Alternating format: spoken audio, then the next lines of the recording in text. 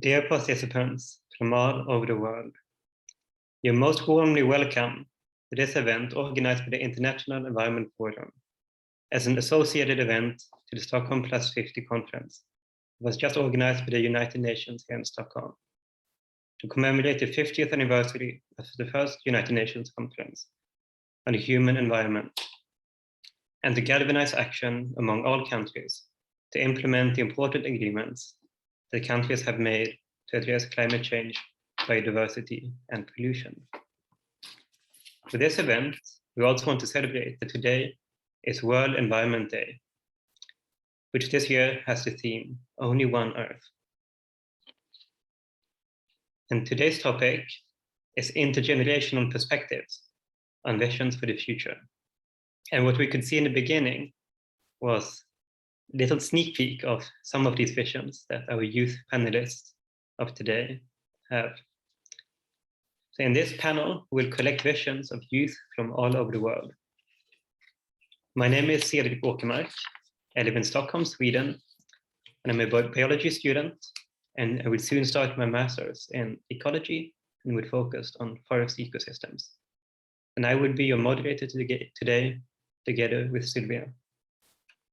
My name is Sylvia Carlson-Finkhuizen. I live in the Netherlands, and I work as associate professor at the Wageningen University and teaching about international cooperation around environmental issues. And the panel that we have today is the last of 3 panels that are part of this 26th annual conference of the International Environment Forum. And today's program is planned for 90 minutes. So after the presentations of our panelists, there will be time for questions. So then please put the questions in the chat box anytime throughout the event. And before we will move on to our youth panelists, we have the honor to have a very special panelist here with us live today. This panelist is Arthur Dahl. Arthur Dahl is the president of the International Environment Forum, and he represented the Baha'i international community at the UN Conference on Human Environment in Stockholm 50 years ago, and again participated this year. After many years in the Pacific Islands and with the United Nations Environment Program in Kenya, he is now living in Geneva, Switzerland, but today he's joining us here from Stockholm, Sweden.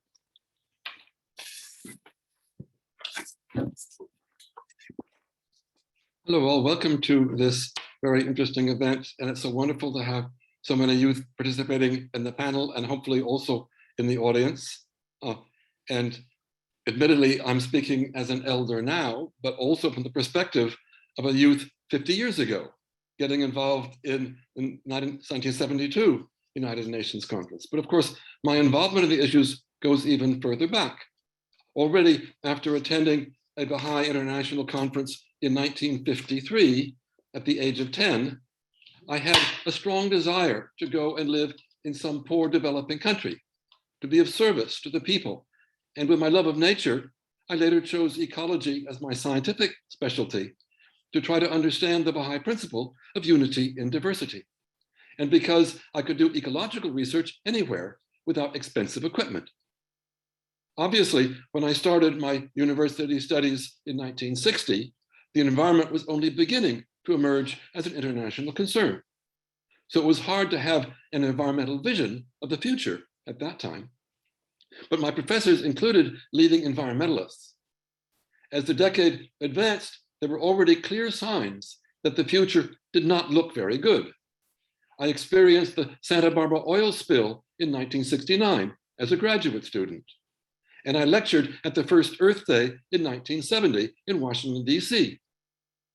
When the Club of Rome published its famous report, The Limits to Growth, in 1972, warning that business as usual would lead to the collapse of civilization in the 21st century, I reviewed the book for World Order magazine.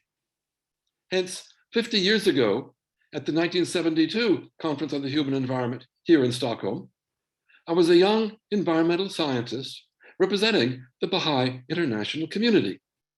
And I spoke in one session on the need for collaboration with non-governmental organizations. And this was included in the Stockholm Action Plan. While I already had international field experience as a coral reef ecologist, this was my introduction to international organization action, which I have now pursued for more than 50 years.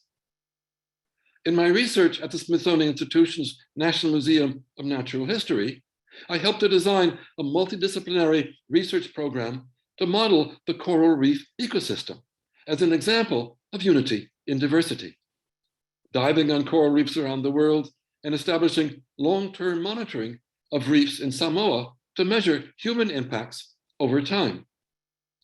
Then my chance to go and live in a developing country finally came in 1974, when I was named the Regional Ecological Advisor for the South Pacific Commission, now the Pacific Community, in New Caledonia, an island in the South Pacific. And over the next decade, I organized the Secretariat of the Pacific Regional Environment Program.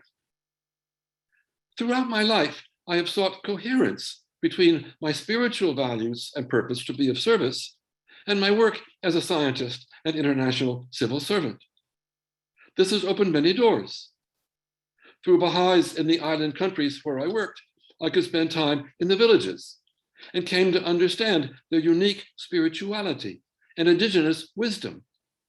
And in return, I earned the confidence of island governments as someone other than an outside expert.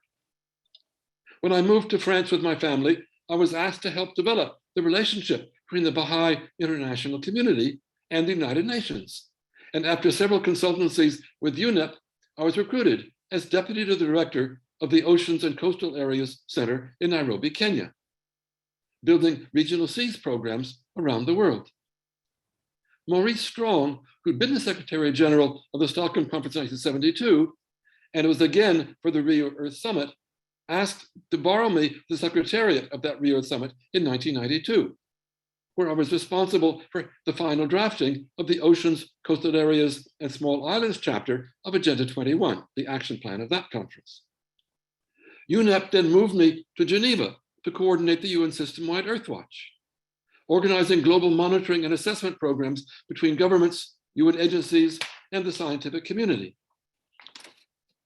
and leading to the creation of indicators of sustainable development for the UN Commission on Sustainable Development. My books at that time included Unless and Until, A Baha'i Focus on the Environment, published in 1990, and The Eco-Principle, Ecology and Economics in Symbiosis in 1996, acknowledging the science, but also showing how Baha'i principles of moderation and global cooperation could enable a constructive way forward.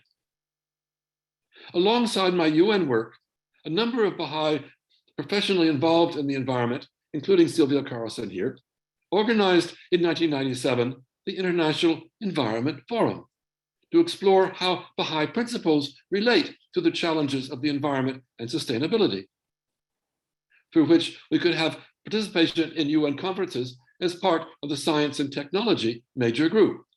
And we held events around the world, including here at Stockholm Plus 50. Although I had to retire from the UN in the year 2002, opportunities for service have continued, including as a consultant to UNEP, the World Bank, the World Economic Forum. I've taught advanced studies courses in environmental diplomacy and sustainable development and lectured around the world. But after a half century of sharing all the depressing news about the environment, I needed to do something to show young people like you that all was not lost. So I wrote a book, In Pursuit of Hope, A Guide for the Seeker, 2 years ago, acknowledging the scientific and social reality, but showing that spiritual values could provide the courage to work for solutions.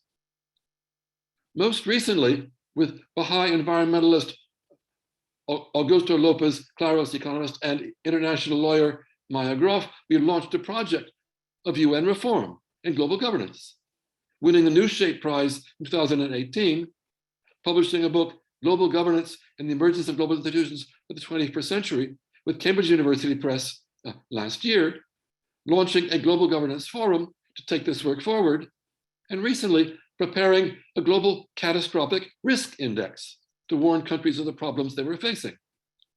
I'm also a member of the Climate Governance Commission and co-authored for them a paper with Sylvia Carson on a global environment agency. While I shall shortly turn 80, I hope I can continue to be of service as long as my health allows.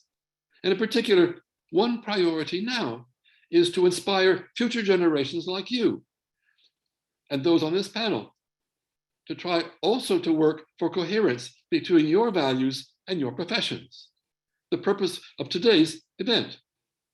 While you cannot predict where the future will lead you, if you strive to be of service, and if you let your values guide you, amazing things can happen. Thank you very much.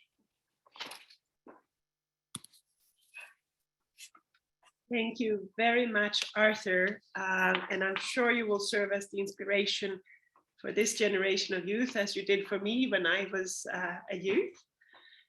And now we turn to our second panelist, and that is Sayali Dubash from India. She is a program and curriculum development coordinator at the Baha'i Academy in Panchgani. And she's working in the field of value education and research. And her main tasks include different aspects of the Academy's work. And we really look forward to hearing you, Sayali, please. Thank you so much. Thank you so much. It is really an honor to be here and to be with all of you. So, dear friends, today I have the presentation that a little topic that I want to share with all of you is titled Together, Stronger and Sustainable. So hello everyone, greetings from India, the land of diversity, right from cultures, languages, food, regions and climatic conditions to mention a few. Well, on the World Environment Day of 2021, there were a lot of reports published all over the media. Some of them were from private sectors, NGOs and from Government of India itself. Nevertheless, they all shared some common concerns which were related to the state of environmental condition of India. Air pollution, poor management of waste, growing water scarcity, falling groundwater tables, water pollution, preservation and quality of forests, biodiversity loss, and land and soil degradation. Well, friends, this actual and factual information was very grim indeed. Well, according to the late Mrs. Indira Gandhi, the former Prime Minister of India, who spoke at the United Nations Conference in Stockholm in the year 1972, poverty is the greatest polluter of all, she had said. But unfortunately, today we see many educated and rich people polluting the environment as well. Now, 50 years later, as we look globally, the world today seems to still be caught up in two parallel processes. You know, first is the destruction of environment, increased poverty and economic imbalance, decline of moral values and the disintegration of social cohesion, prejudices of various kinds and so on.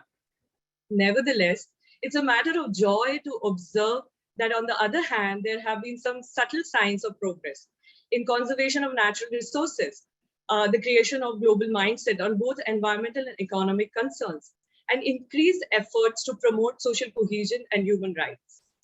You know, many initiatives, for example, in India, the Swachh Bharat Abhiyan, and internationally, such as Stockholm Plus 50, give an opportunity for deliberating on these critical issues of saving our environment and creating sustainable living conditions for all, including the marginalized billions, which is very important.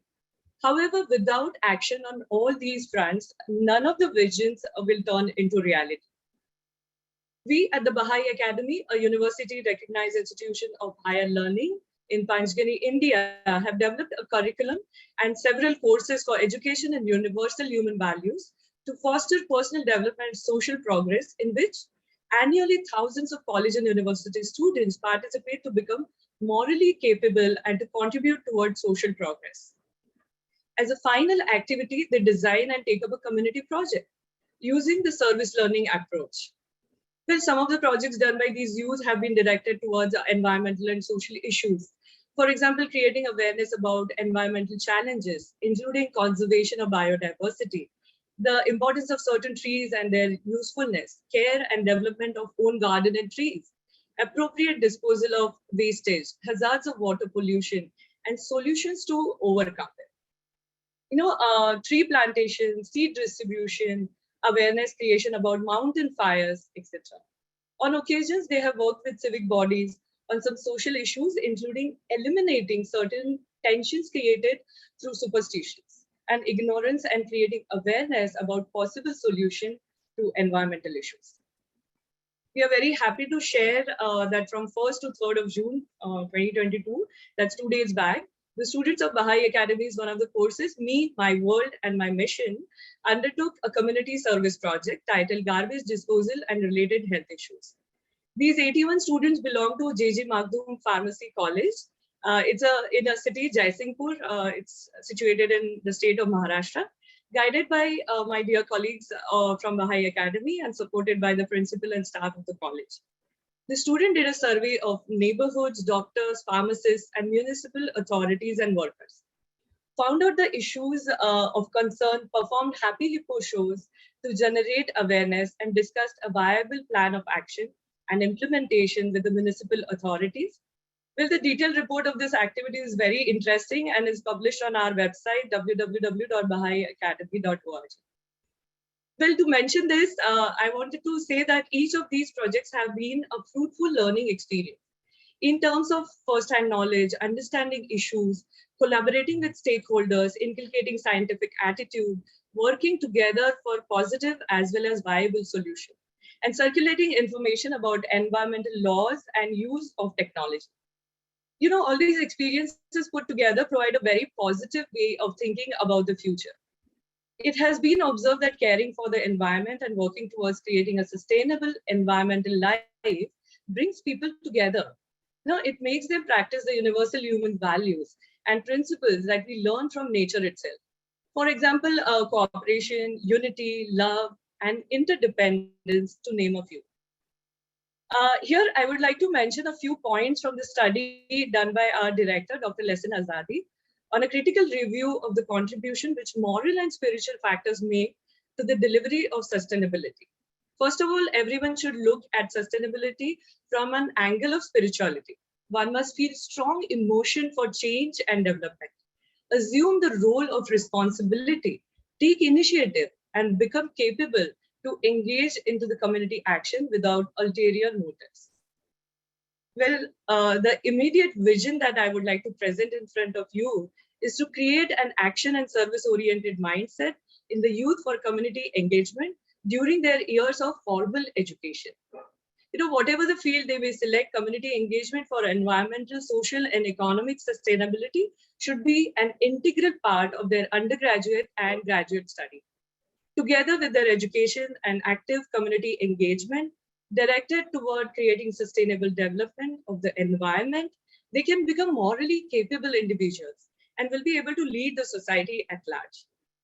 This will direct their efforts towards the conservation and protection of nature, and in turn, of course, the survival of humanity itself.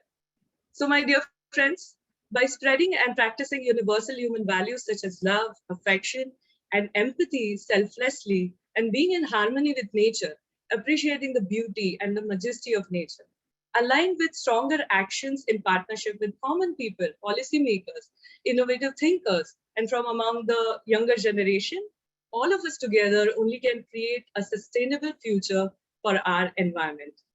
Thank you very much for giving me this wonderful opportunity to share my thoughts with all of you. Thank you so much.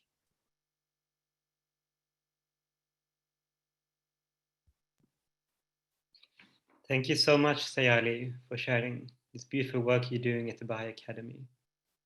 Our next panelist is Martin Karshev from the United States. Martin is entering dental school at the University of Florida in Gainesville. He has recently completed his bachelor degree in nutritional sciences with a major in health disparities in society. As he moves further into the healthcare setting, he has become more cognizant of the waste that is accumulated. Please, Martin, the floor is yours. Hi, friends, and welcome from the United States. I began my journey of focusing on a healthcare setting about 7 years ago, and I've had the opportunity to shadow a variety of specialties, first in medicine and later in dentistry, where I will be continuing my career and entering dental school in the coming months. Over this process, I've also had an interest in the climate crisis and understanding anthropogenic climate change, as well as the overall effect of humans on the environment. I never really thought about the link between the environment and healthcare, thinking they were just working in their own spheres. And this was until about 3 or 4 years ago, when I began to think about just how much waste, especially plastic waste, is created in the healthcare setting. For a while, I thought it was acceptable and not worth much of a question, as, in my personal opinion, healthcare should be the primary focus of a community financially, and whatever it takes to keep as many people as healthy as possible should be done without looking back. I kind of felt as if medical waste was exempt from our conversations of reducing overall waste and conservation. However, as I continued to reflect, I came upon the conclusion that there is still work to be done here, and there is a balance that can be met in having health as a priority, but also having the realization that there's room to grow and the dependence on plastic can be diminished. More specifically, in my future profession of dentistry, there are the plastic sterilization sleeves for dental instruments, which all instruments are placed in after use. The use of plastic suction tips to remove oral fluids. The plastic sleeves placed on the headrest for each patient. And of course, a more recognizable one, the use of plastic toothbrush by the general population. From a broader picture, the amount of paper used in patient forms, and the lack of being paperless in most dental settings, the use of gloves, masks, cotton squares, and the dependence on shipping boxes. Some of these uses have the potential for substitutes that are more practical than others, as in my opinion, the health and safety of patients should never be compromised in these discussions on how to reduce waste in dentistry, as well as healthcare overall.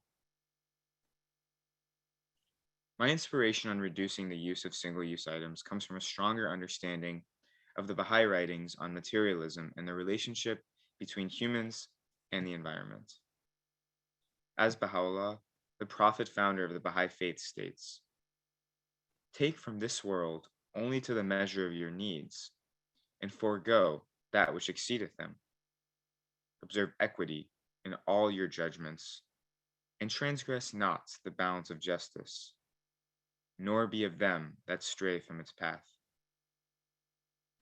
If, instead of the accumulation of materials and use perspective that many have, especially in the West, we become more conscious of the waste we produce and are constantly reflecting on the effects of our purchases and uses, our communities will naturally become more beautiful and wonderful places. As further stated by the Baha'i International Community in 1998, as trustees or stewards of the planet's vast resources and biological diversity, humanity must learn to make use of the Earth's natural resources, both renewable and non-renewable, in a manner that ensures sustainability and equity into the distant reaches of time. This attitude of stewardship will require the full consideration of the potential environmental consequences of all development activities. It will compel humanity to temper its actions with moderation and humility, realizing that the true value of nature cannot be expressed in economic terms. It will also require a deep understanding of the natural world and its role in humanity's collective development, both material and spiritual. Therefore, sustainable environmental management must come to be seen as not a discretionary commitment mankind can weigh against other competing interests, but rather as a fundamental responsibility that must be shouldered, a prerequisite for spiritual development, as well as the individual's physical survival. It's with this perspective that I began to consider more intricately the abundance of plastic waste and what can be done about it. Thankfully, research has followed in the last few years, and there has been a stronger focus placed on alternatives to plastic and styrofoam in the dental and medical settings. Last year, I had the opportunity to attend the Florida Dental Convention, a conference for dental professionals, staffers in the dental profession, and students. Most of this convention, or part of it, I should say, is a massive exhibit hall filled with hundreds of vendors, mostly working with dental supplies. While walking around, I noticed a stand which branded themselves on eco-friendly dental products. They seemed to advertise their focus on green dentistry. One product I saw them offer were bamboo toothbrushes, which creates a completely biodegradable toothbrush. And this touched me. It's not necessarily for the idea, as electric toothbrushes have been found to be much more effective than manual toothbrushes in reducing the risk for cavity formation.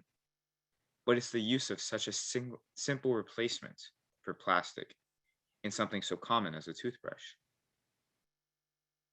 It is my hope that research for products like these continue and become increasingly present in dental offices as well, especially as I enter the dental profession and seek to work in a dental practice.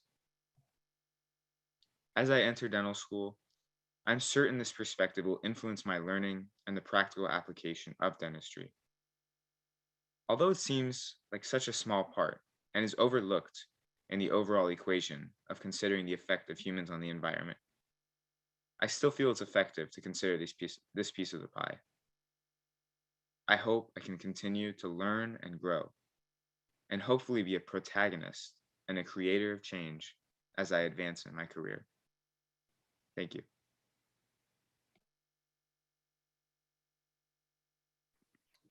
Thank you very much, Martin. And I think that kind of attention to detail in all our sectors, that is, when it aggregates, that's when we're going to have change. We cannot leave anything aside. Thank you very much. And now we're going to the next panelist. This is Chiara Ehsani. She grew up in Kenya. She's 19 years old and she's about to start university in Canada, studying natural resource conservation. And for the last year, she's been volunteering at the Baha'i World Center. And this has helped her gain a lot of insight into how to better serve humanity for the rest of her life, especially through environmental work. Please, Chiara, the floor is yours. Thank you so much. Hi, everyone. My name is Chiara. Really happy to be here. So if my childhood had a color scheme, I think it would be green and brown. I spent so much time gazing at these two colors. The lush vegetation of Nairobi, Kenya is something that is almost always in your field of vision. When I think of back home, what comes to mind is the lush forests that have plants and trees of different shades and shapes commingling into a beautiful, chaotic mosaic and collage, where roads are winding through these lush forests and jungles, and there's animated and flourishing life everywhere. However, a subtle but plausible transformation started to occur as I grew up. The color scheme started to change to include more translucent whites and dull reds and oranges and some bleak browns. There was more trash that was popping up everywhere, collecting at the sides of roads or clogging up waterways. And this made me feel really helpless to see the unchangeable wonderland that I thought would be the same forever, slowly becoming suffocated with all of this garbage. And despite service projects that I participated in to pick up trash or a protest against trade imports where there would be more trash coming into Kenya, this didn't feel like the real solution, that there was something we were missing to actually create a long-lasting system. I think the insatiable production of plastics and other materials is something that is led by the perverse priorities that we have in society. Our current capitalistic approach has fed into the corrosive materialistic values that are ruling the world of production and consumption. So as a result, there is not only more environmental chaos, but then there's also more social injustice. For example, a greater gap between the wealthy and the poor. But when I think about a future that I want for the planet and for humanity, I think of one where the values that are the basis of our society are ones that are coherent with our higher nature, which is the spiritual nature. And one where there's more simplicity and moderation, more trustworthiness. Also a society based on justice, For example, justice for the planet, justice for future generations, justice for people of different economic or ethnic backgrounds. I think a global justice like this would confront many different various aspects of society, such as race and gender equality, such as education, economic justice, and all of these are key principles to a new world order that is more environmentally friendly. However, I think the biggest overarching value in my mind that is truly the basis of humanity's future is the oneness of mankind. And this is, I think, inseparably linked with a sustainable future. I think we can understand the interconnectedness of humanity by comparing it to the human body. The human body has so many different organs and parts that each play such a different and distinct role, but together create a whole system that is dependent on the contributions of each part that work together, just like the human family. Until we recognize this wholeness and interdependence in humanity, our problems will only worsen. Baha'u'llah, the founder of the Baha'i faith, has said, the well-being of mankind, its peace and security are unattainable unless and until its unity is first firmly established. To reach an economic model that would support a society based on these values, I think we would need a model that would allow us to live up to our higher nature, a model that maybe mimics the regenerative, sustainable, and interconnected systems that we already see in the natural world. A possibility is a circular economy, where there is regeneration of nature and elimination of waste and the continuous circulation of products and materials instead of being thrown out. So this economic system, where outputs would lead back into the inputs, is not only more environmentally friendly, but it would also stimulate our spiritual growth as humanity, because it requires more collaboration, it requires more altruism and nobility of choices. And a society that operates with a circular economy, we might, for example, change the narrative of ownership, where instead of each person owning a washing machine and a dryer and a dishwasher, there's more renting and leasing and sharing. Another example, an old chair, instead of throwing it out, it could be sent back to its manufacturers to be taken apart and repurposed.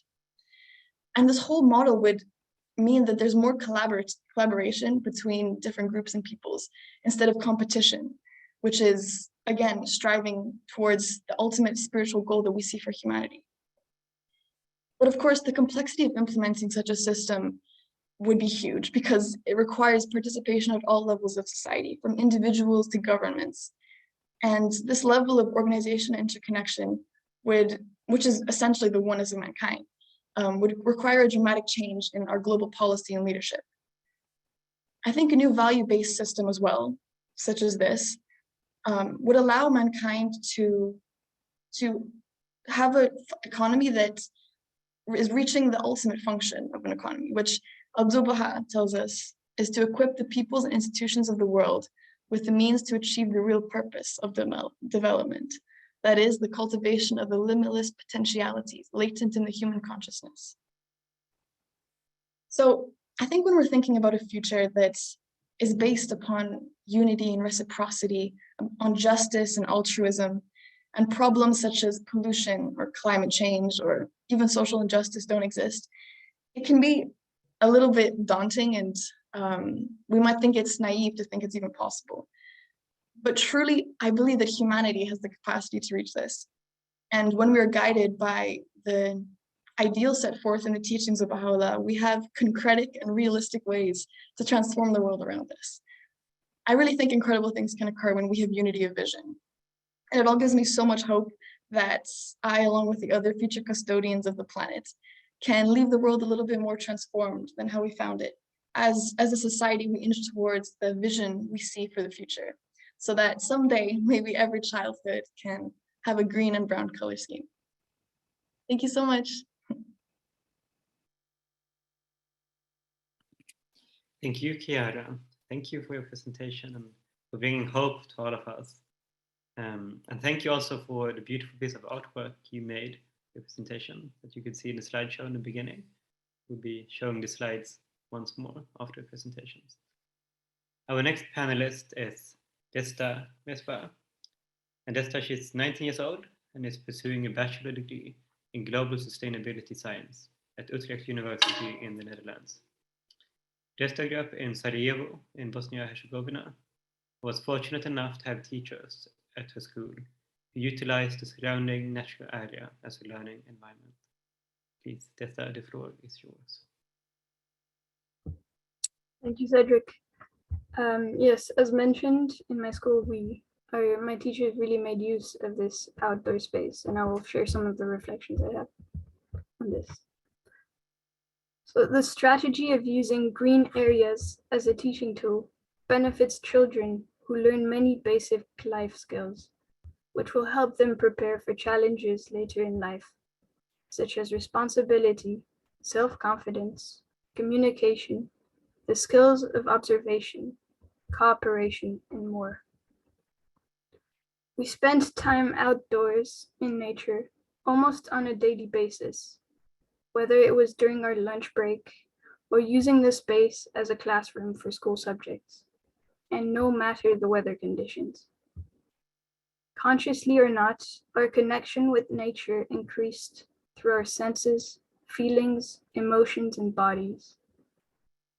After spending time outdoors, we felt more relaxed and more focused to learn as we studied. We did physical work, learned to use garden and construction tools, as we cultivated a vegetable garden, built a shed for the tools, and constructed a greenhouse, a tree house, and even a pond. Although the construction was mostly done by older students, all age groups played a part in it. Working on different outdoor projects strengthened bonds of friendship among the students and taught us the value of cooperation, working in unity and consultation. We also observed how weather affects plants, how seeds sprout, how plants grow, how gardeners cope with plant problems, how soil, water, and sunshine interact, how butterflies and other insects play a role, how water is filtered by reeds in the pond, where frogs and dragonflies can reproduce, how to manage compost as well. Our understanding of the water cycle, life cycles of nature in general, and biodiversity, the interaction between living and mineral worlds and their processes. Our understanding of all this increased day by day. When you use your hands to prepare the soil, sow seeds, remove weeds, water regularly, and harvest the crops, you develop a sense of care. And when you experience the loss of plants because of neglect, you learn the tragedy of improper stewardship. Through these real-life lessons in gardening, we developed the virtue of responsibility. When we measured the temperature in and outside the greenhouse and noticed a significant difference, we gained understanding of what the greenhouse gas effects on the planet was. When we still had snow outdoors, we planted young tomatoes, paprika, and zucchini inside the greenhouse and then planted them outdoors. We learned the importance of respecting the cycles of nature and planning accordingly. Observing the process of growth and change enabled us to participate, to anticipate, and be patient, rather than expecting immediate gratification. Now that I live in the Netherlands, I appreciate being able to regularly visit the botanical garden at my university, where I can hear the birds sing, watch plants change, and follow the cycles of season. I was lucky enough to experience a glimpse of what the educational potential of our natural environment has to offer. I hope that an increasing number of schools around the world would incorporate green outdoor activities in their curriculum, so that children all around the world could experience what I have experienced and grow a sense of care, love, and responsibility for the environment. I am hopeful that we can reach this goal to a higher and higher degree. Finally, to borrow the words of Albert Camus, who wrote, "In the midst of winter, I found there was within me an invincible summer." And therefore, I stay hopeful that the world as a whole will eventually reach its summer. Thank you. Thank you so much, Desta, for sharing that personal journey of what it does to a human soul to be educated in a green environment. And now we turn to our last panelist, and this is Elsa Deschmuck. Elsa is a high school student in Puerto Rico. She moved there in 2017, just a few days before Hurricane Maria hit the island. And prior to that, she lived in China, an experience that helped her gain perspective, expand her perspective, and be less influenced by nationalistic prejudices. As a result of these experiences, she sees the beauty in all cultures. Elsa, the floor is yours. Thank you. 10 days before Hurricane Maria hit Puerto Rico in 2017, my family and I moved there to be with my uncle, aunt, and cousin.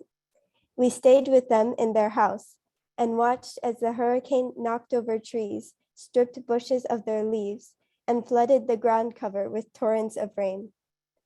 After the hurricane finally left, when we all came out to look, everything was silent except for the sound of water rushing down the rain gutter, and the yards and streets were filled with debris. Yet my uncle, aunt, and cousin started walking down the street, immediately going to check on their neighbors. Gradually, everyone came out of their houses, and we all met next to the local community garden down the road, with saws, gloves, and other garden tools to help each other pick up all the debris. In the subsequent weeks, most people had to deal with the resulting electricity and water outage, and there were large gas shortages. Exacerbated by these problems, food shortages were common. Without power, large quantities of food that had been stored in refrigerators went bad, and many were left with the little canned food that they had been able to store. But my uncle and aunt, as well as a few neighbors, had squash and other root vegetables that they were able to harvest from the community garden. This garden, which was originally an empty lot in the neighborhood, was started by my uncle years before that. This small plot of land has acquired many purposes, including a green space, a social center, and a nutrition benefit. The garden has a small field and many raised beds in which we grow local fruits, vegetables, and herbs. It is a joint effort, as many neighbors come to plant seeds, maintain the area, and harvest the produce. The garden is a center for the community and a place where children, youth, and adults gather. We play soccer and volleyball, and we have even had campouts and a presentation about earthquakes by one of the neighbors. The community garden is a place where we can learn and practice renewable agriculture techniques, such as no-till farming and crop rotation. And we also use the indigenous technique of combining the cultivation of squash, beans, and corn to benefit from their symbiosis. Furthermore, on an island where most of our food is imported, the garden allows us the health and environmental benefits of locally grown food and helps with food security. So much so that we have been able to do several community cookouts using our harvests. In addition, my cousin and I even plan to make tea using turmeric from the garden and sell it to build a small book exchange cupboard for everyone. Our garden has enriched the community by connecting us to our cultural identity and increasing our knowledge and respect for agriculture. When we plant and harvest root vegetables such as sweet potatoes, yuca, and yautía, we remember ancient inhabitants of Puerto Rico, such as the Taínos, who grew these same crops thousands of years ago. We value the beauty in the plants, as well as their diversity, just as they did. And our appreciation and interest in agriculture has grown. Abdul Baha says that the fundamental basis of the community is agriculture.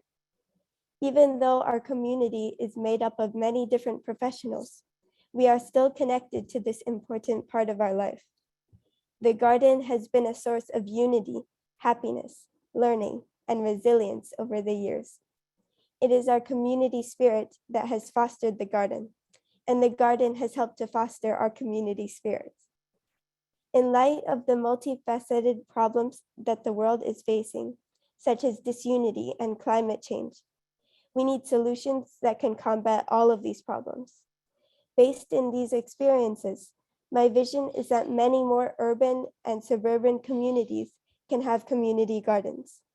Community gardens will help us to build communities characterized by unity, sustainability, and welfare. Thank you very much.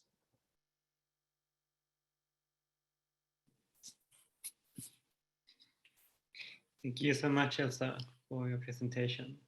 And also thank you, Elsa, for beautiful artwork, which we soon will see again in the slideshow. And thank you to all of the panelists for your presentations. It's really insightful how all of you have had different experiences, but still how you all see hope for the future and see ways forward. And for now, we're going to move on to a Q&A session.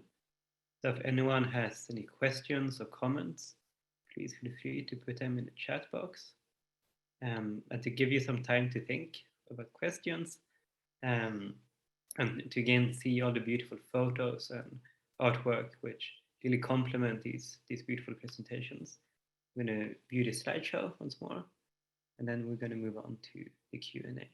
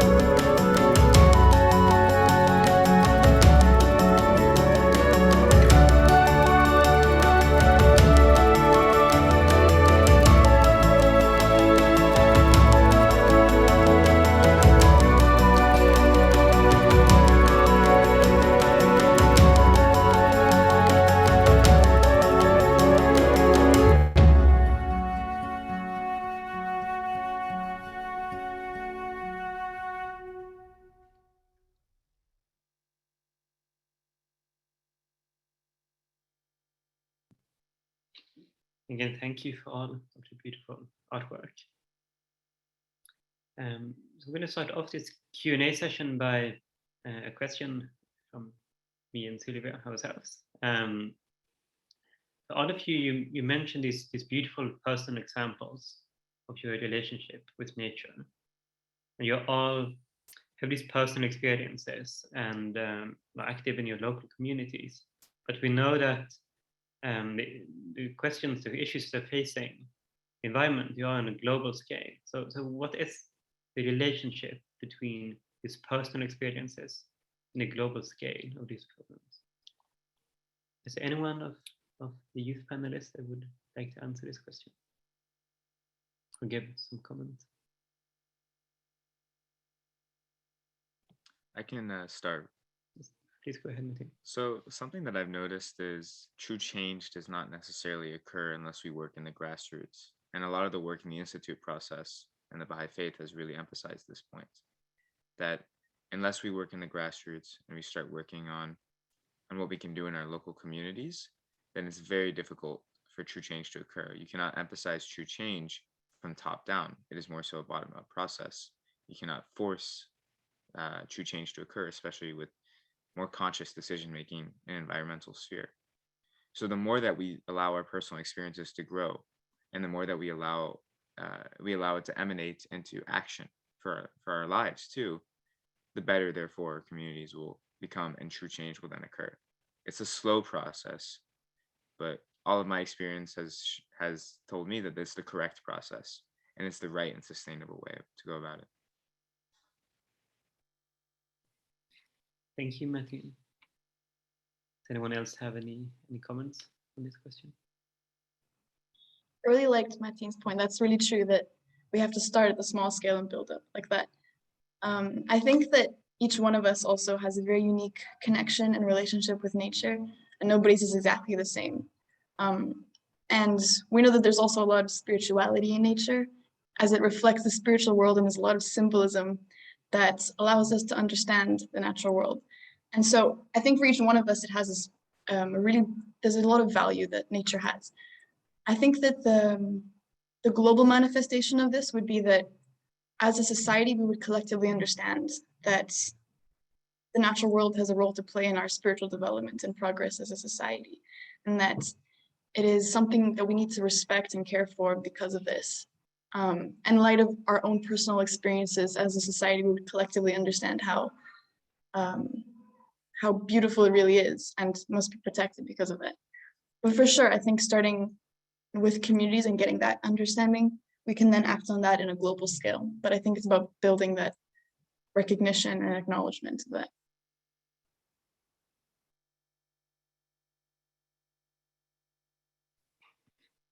Thank you, Kiara. Any additional comments? If not, we can start with the comments that you have been posing, comments and questions that you've been posing in the chat. And I wanted to start with reading the one from Richard Groom. So he writes, "We have known about the environmental damage caused by humans for many decades, and it's obviously important and highly commendable to continue and strengthen the science. But the fundamental problem is, I think, human desire for excessive materialist living. And nothing we have been able to do over several generations seems to tackle this fundamental issue.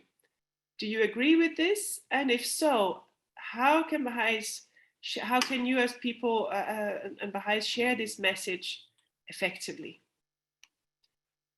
Would anyone like to have a go? Yes. Can I go ahead with this question?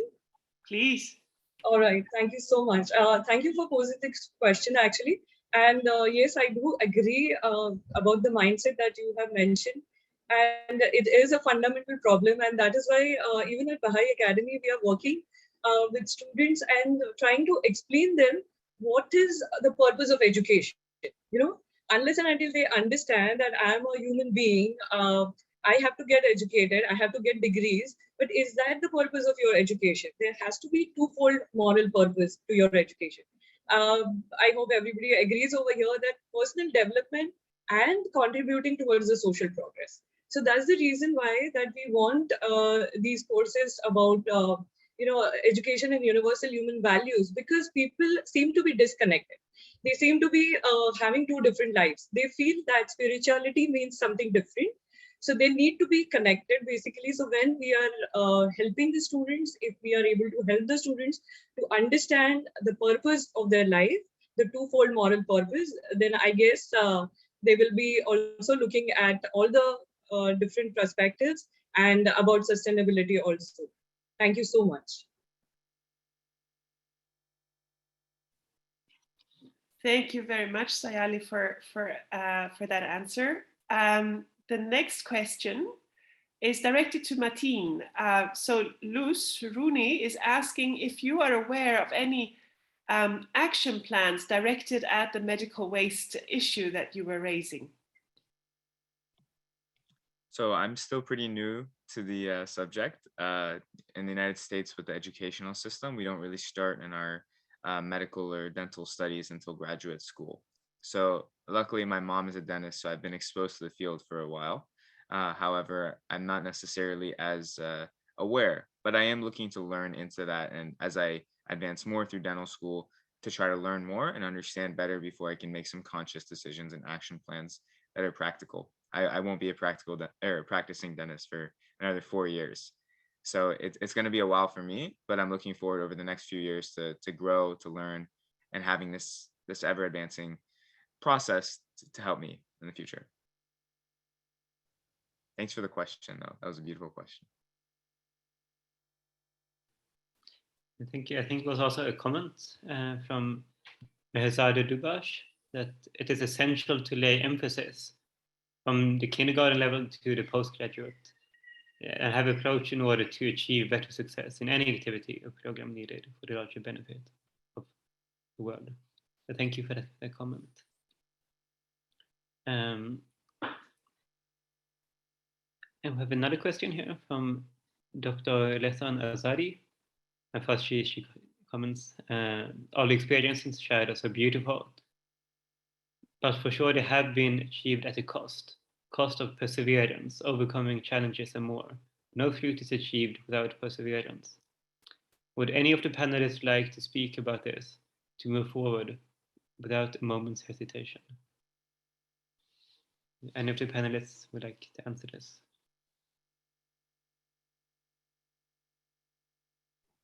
Yeah, can I go ahead with this question as well? Please, Sayali. Yes, thank you so much.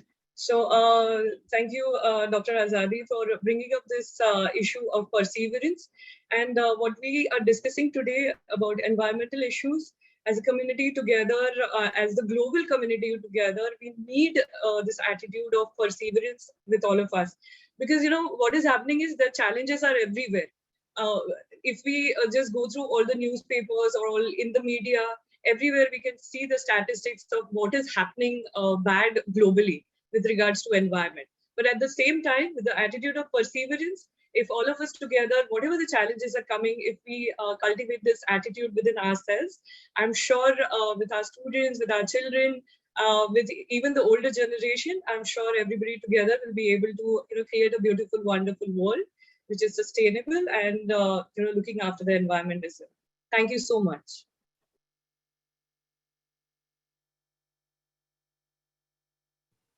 Thank you. What Siley Please. made me realize about also how in the media we're fed so much negative news, and there's so much pessimism that generally the world focuses on. And this can be really cause a lot of people to feel hopeless, especially about the future. And I think that perseverance is much easier when we have hope. And I think also hope is a choice. So choosing not to focus and to dwell on the problems of the world, but rather to be aware of them, as Baha'i tells us to be anxiously concerned with the needs of the age you live in and not the problems. So understanding everything we see in the world today in the context of the development of humanity, I think can help us all keep a lot of hope, and then that is used a lot for persevering. And through that, we can definitely continue with all the problems, environmental and all the other ones.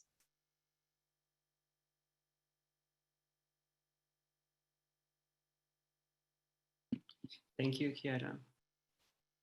So we have another question here from Mahale Naji.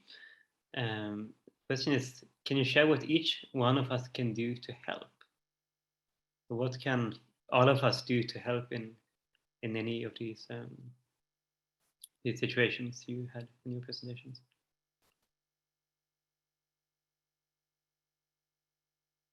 Also, maybe more generally, what can someone that is a bit uncertain about what to do for the environment, do you have any suggestions? What could be a first step to take in your personal life, or the life in your community?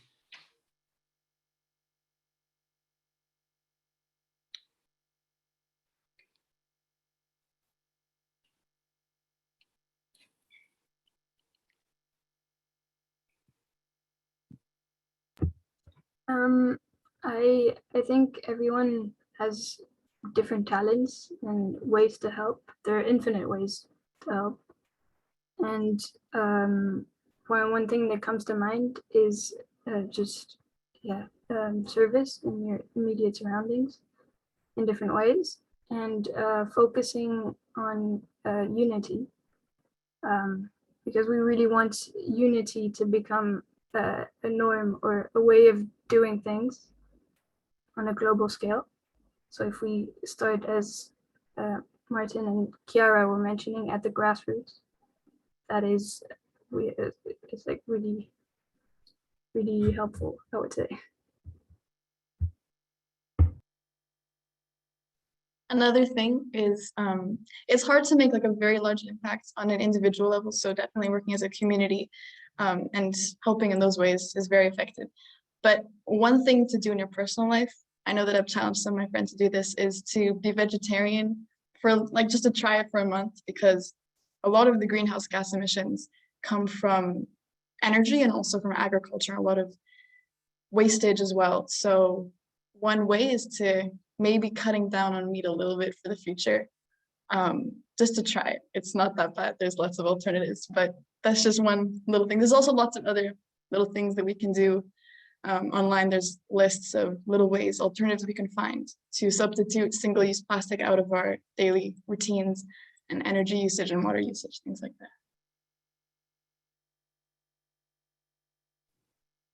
Thank you, Desta, and thank you, Chiara. We have another question, which is a bit on a similar note. So all of you seem to have really a hope for the future, and are making efforts, as well known as, to contribute to the betterment of the environment. And Tim has posted a comment that wonderful and encouraging presentations and efforts. Thank you. And then a question: how would you encourage other youth and children to join you?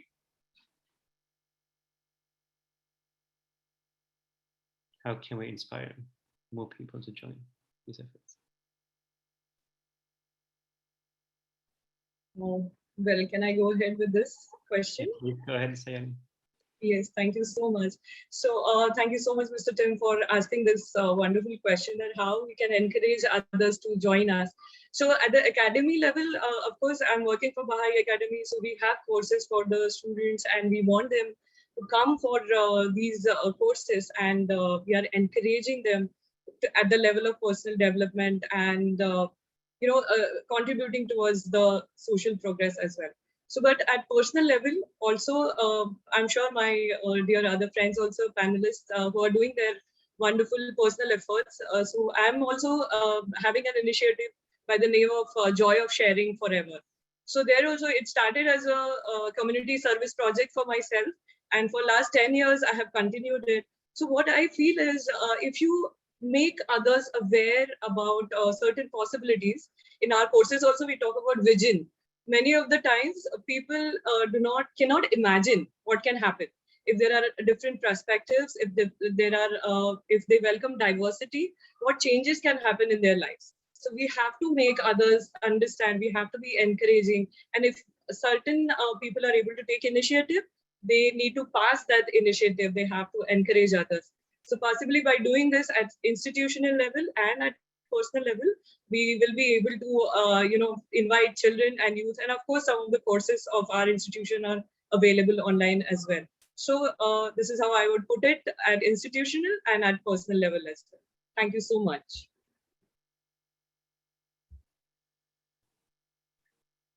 Thank you, Sayali. Could I also add, please? Yes, please, Elsa. I think something that really helps when you're trying to gain momentum is just remembering that unity and like action is very attractive, like for people. And so if I invite my friends and I say that we're doing these things and it's going to have a great impact, like most of them will come because it's like it's something that's very hopeful. And then we just like when we just invite our friends, like more and more will come because we have these connections, and so we trust each other. And then the movement just grows because we're all united and we all have this purpose, and it's very hopeful. So it's hard to doubt then.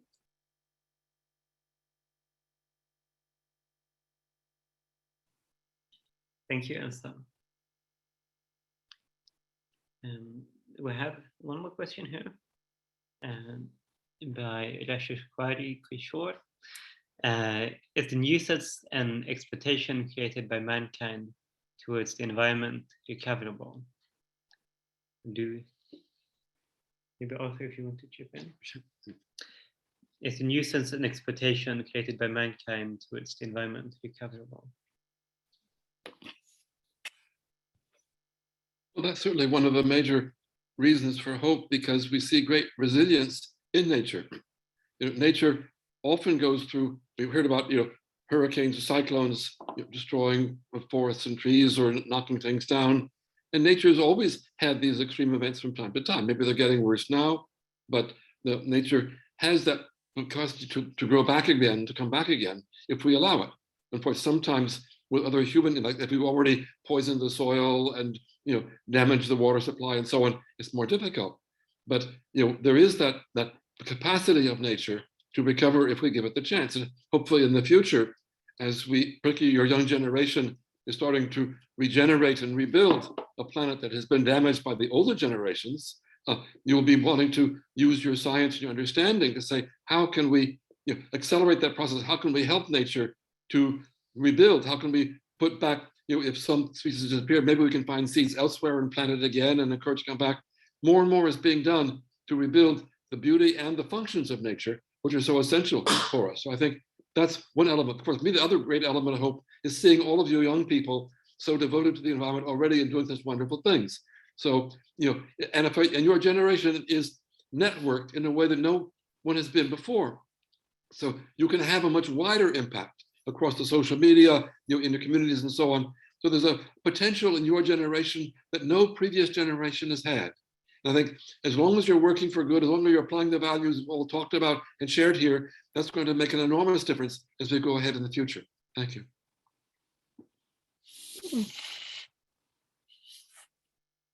Thank you for those words, Arthur. Let's see if there are any more. Yes, here we have a comment about Arthur's response of nature recovering by Gary Lash. Just a comment that we saw this happening when COVID-19 shut down human activities for just a month, that nature can recover if you just give it a break.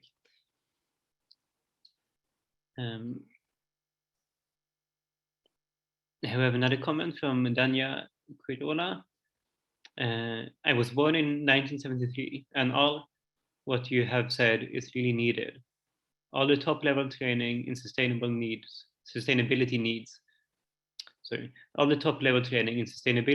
needs to increase our level of positive action. I live in Ecuador, and we have so many different perspectives, including a very close relationship of indigenous communities, really linked to the territories where capitalism pushes oil and mining.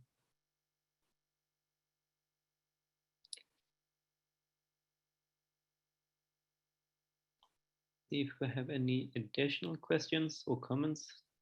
If there are any more, please keep sending them. We also have another question of our own.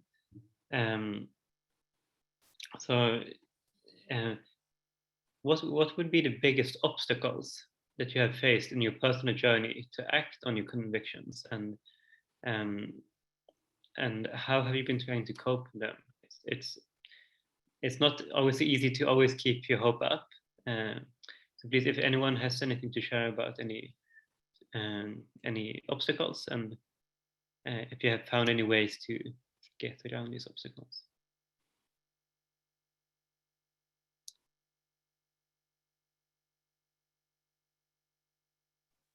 Okay. I would like to answer actually this particular question because it is related very much to our personal experiences in our day-to-day life.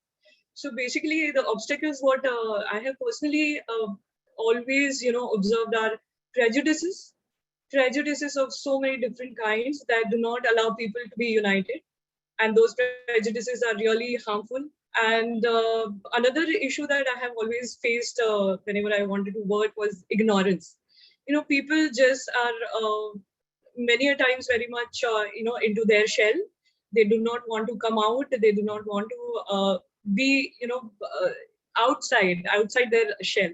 So that has created many issues in my personal life. But at the same time, then once I realized that my education can be a powerful tool, and with my education I can start serving others. This attitude of service, this once I started this service, doing something for others, that made me realize that I can help others to come out of the prejudices. I can help others to come out of their ignorance. I can help others to show, like we all are, discussing right now, hope. Give hope to others that there can be a better world, there can be a change.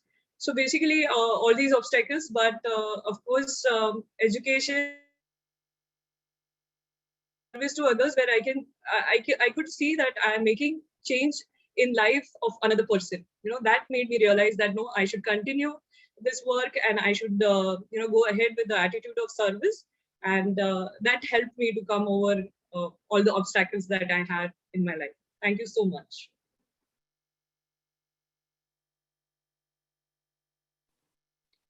Thank you, Sayali. Any other thoughts on this question?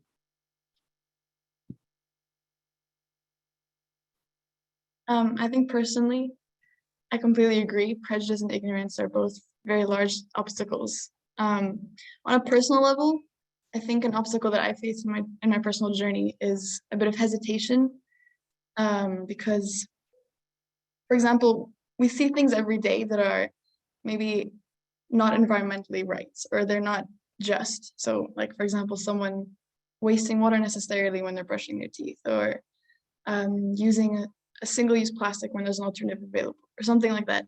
And so I've found that it takes courage sometimes to stand up for what's right, even in little things like that. You think they're easy, but sometimes, at least I used to have a fear of, and still do to an extent, like rocking the boat a bit and just saying, there are other options. But I think that it's really like standing up for what's right is helping humanity develop together. So if we think about it from the extent of, oh, I'm superior, I'm telling you that you shouldn't do this, then nobody wants to do that. That's confrontational. But rather in the sense of wanting them to develop along with humanity and to be part of the solution, then it's a more inclusive solution. And I think a lot of courage is going to be needed, especially in the next 9 years. As I'm sure many of you know, the next 9-year plan is part of a series of plans. We've been asked to do a lot. And the environment was mentioned in the new message, which is very exciting. And including youth, there's a lot expected. So I think not having this hesitation in the environmental work and in all forms of work, but yeah, having this desire to watch humanity develop and bring people into the solution, I think.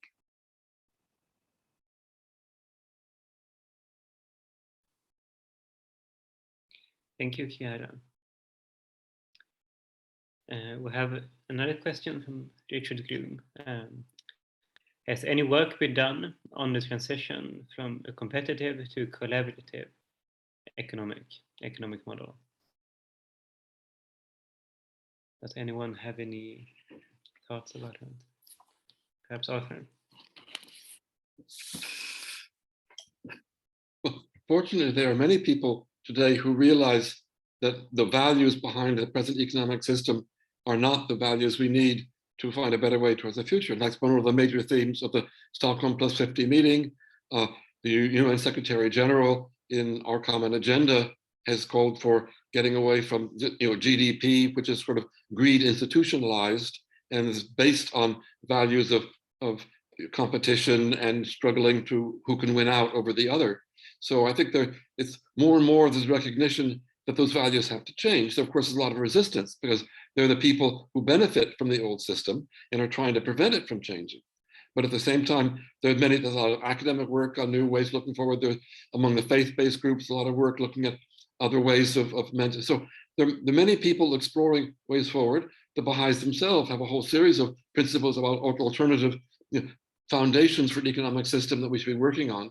And you can be inspired also yourselves by going back to those suggestions for a system that is more cooperative and more altruistic, and that eliminates poverty in the world and can find meaningful work for everybody. These are the kind of values that we can be working forward with. And so I think, yes, there's a lot happening.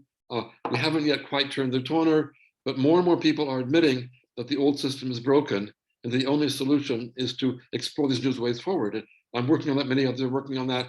So hopefully in the years ahead, we'll be able to have some very clear proposals for better kinds of the system that in fact will do much more to improve both the environment and bring justice in the world and create the foundations for an ever advancing civilization.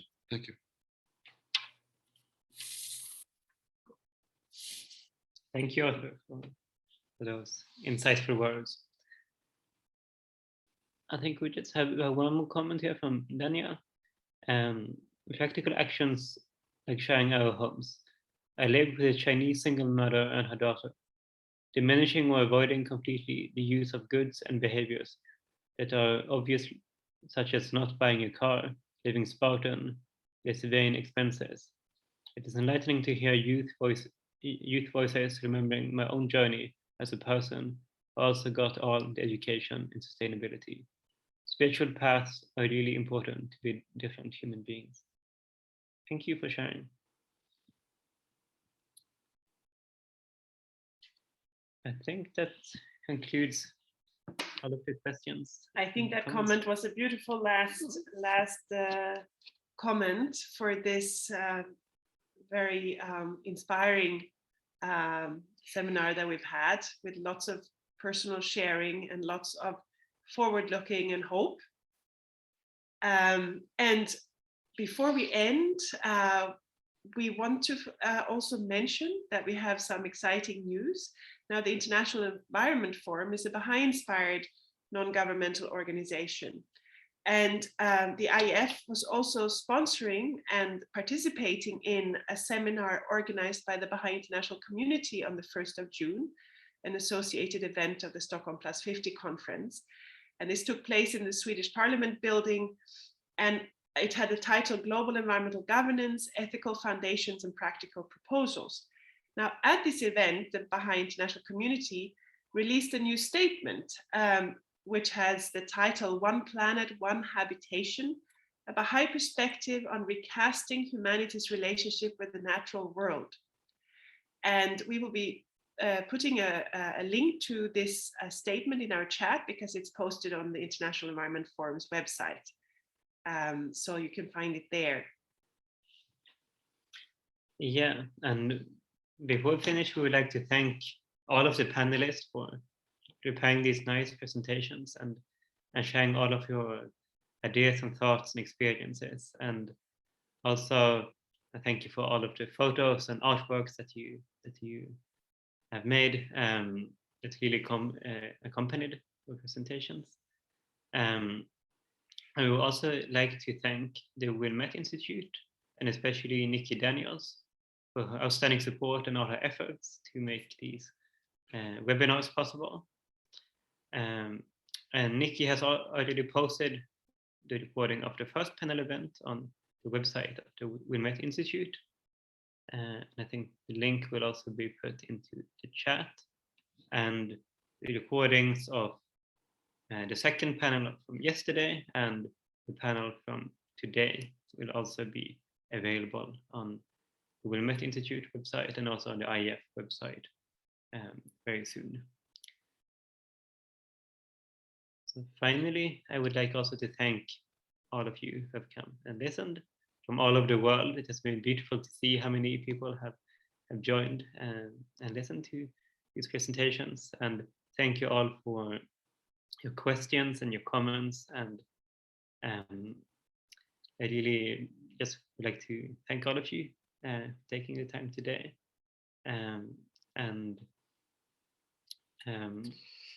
Do you have any final words, Arthur? You are the hope for the future, and it's so wonderful to see the paths you're going to be following as you go ahead, and will inspire many others to go that way as well. And that's the whole purpose of an event like this, is to build that momentum for a better world. Thank you all. Thank you so much.